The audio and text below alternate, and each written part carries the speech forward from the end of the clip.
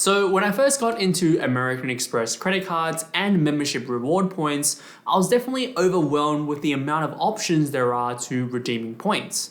And maybe you're feeling the same way as well. Now, all of the current guides on YouTube talking about how to redeem AMEX points are all really targeted at people living within the United States. So there's not anything really targeted towards us down here in Australia.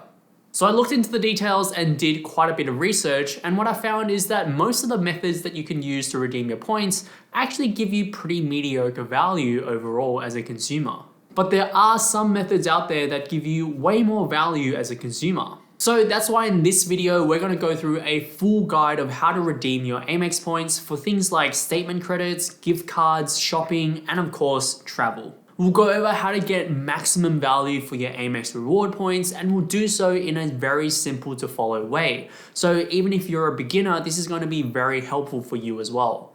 And without further ado, let's get into the video.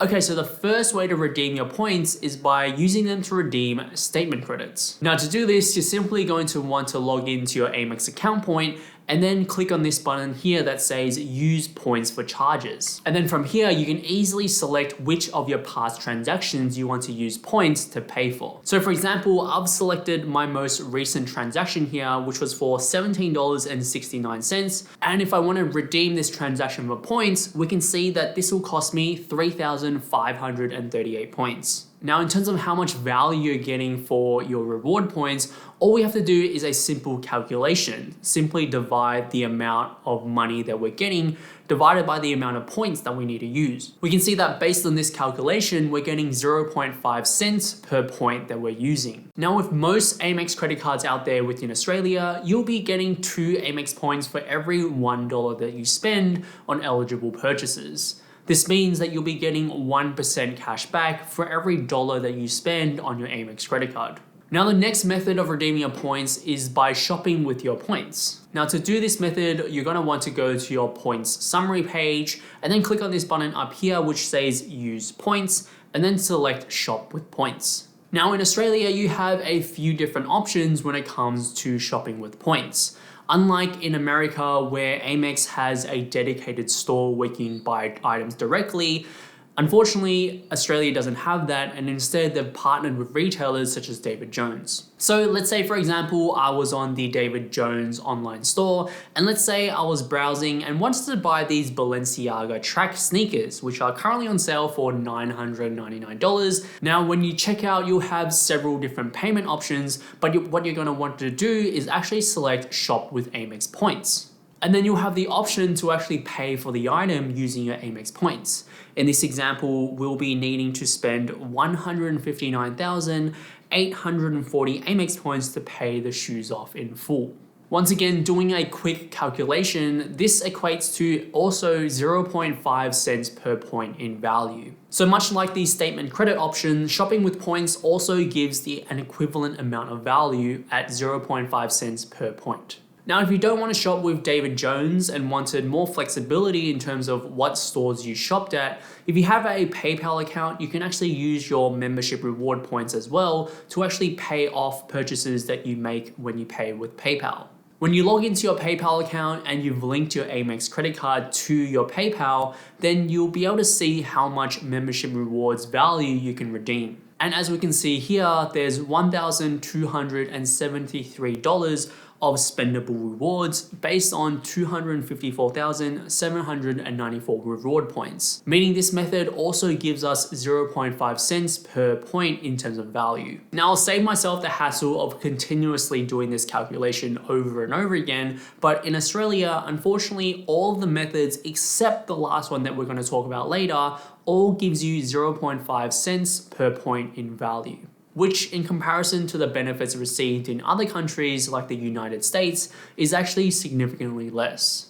Now, the third method of redeeming your points is with gift cards. AMEX has a wide range of AMEX gift cards that you can redeem for. However, regardless of the value that you choose, it's still only going to give you 0.5 cents per point in value. Now, the fourth method of redeeming your points is by booking your travel directly with AMEX Travel. So what you're going to want to do is go to the points summary page and then select book travel with points. And now you can directly search for flights here and use your reward points to pay for those flights. Now I actually have a wedding in Sydney at the end of the year, so let's look at flights of how much it will cost to fly from Melbourne to Sydney in December.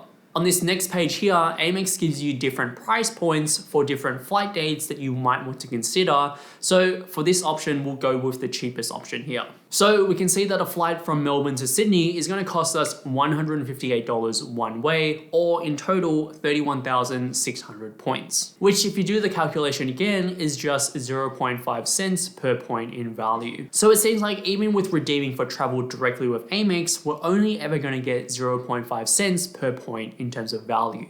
Okay, so finally, the last method of redeeming your points for value is to actually use your AMEX reward points and transfer those points to a partner airline. There are a total of 9 different partner airlines that you can choose from, which gives you great flexibility depending on where you're planning to fly to. If you're planning to travel to somewhere within Asia, it's probably best to transfer your points to one of the Asian airlines, such as Singapore Airlines, because there's going to be so many more flights going to those destinations that you're looking for, increasing the chances of you getting a reward flight.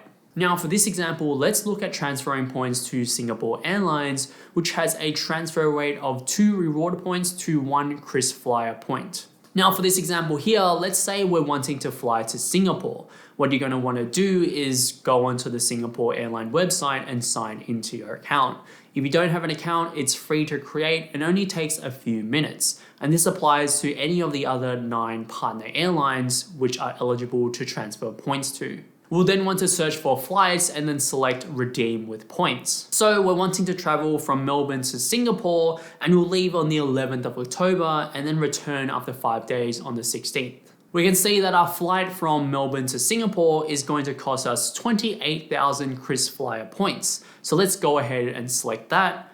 And then for a return flight, we can see that the first 3 have wait lists on them, meaning that the allocated number of reward seats for those flights have been booked out. But that's no issue. Let's select the last one here that leaves at 10 p.m.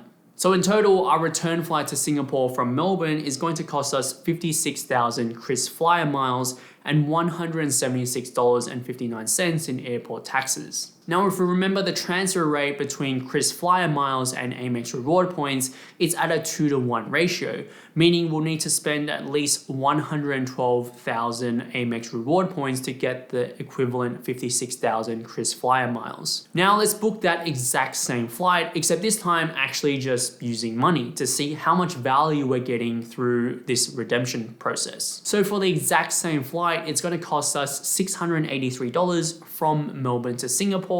Let's select the economy light option because, obviously we want the cheapest option available. And then for a return flight, it's going to cost us an additional $230. So in total, if we were to pay cash for those exact same flights, it's going to cost us $913. Now, if we also subtract the airport taxes that we had to pay in the previous scenario, this would bring us to approximately $737 in value that we're getting. And given that we had to spend 112,000 reward points to get those equivalent flights, this brings us to a value of 0.65 cents per point in value. Now, to be honest, that isn't all that much more in value that we're getting based on this scenario. But if you were to do the exact same thing for business class flights, this is when you get the most bang for your buck. Now I've done all the searching to make things a little bit more quicker so we don't have to go through the whole process of searching for those flights, and I'll pop up the results right now here on the screen. We can see that to fly business class return, it would cost us $3,812 or 180,000 KrisFlyer miles, with an additional $176 in airport taxes. Now, going back to the transfer rate, 180,000 KrisFlyer miles is going to cost us 360,000 AMEX reward points. So taking the $3,812, minusing the airport taxes, which would give us $3,636. And then dividing by the 360,000 reward points gives us 1 cent per point in terms of value. So to wrap things up, if you're in Australia and you're looking to redeem your AMEX reward points and you aren't looking to use them to transfer those points to a partner airline, then the most value that you're ever going to get with any of the methodologies that you can use to redeem them is only going to be 0.5 cents per point in value. In order to get the most value out of your AMEX reward points, you're going to want to use them to transfer them to a partner airline and then book a business class reward flight. Now, this will mean that you're going to have to accumulate significantly more AMEX reward points. Ultimately, it's going to be up to you to decide whether or not accumulating all of those AMEX reward points just for that business class experience is going to be worth it. Now, I know for some people, they won't care whether or not they sit in economy or business class, as long as they get to their destination, which I can totally get. Anyways, I hope this video has been useful. Let me know down in the comments below if you want me to do a similar video for other partner airlines such as Qantas or Virgin. And if you've learned something new, as always, make sure you hit that like button and subscribe to the channel, and I'll see you guys in the next video as always. See you guys.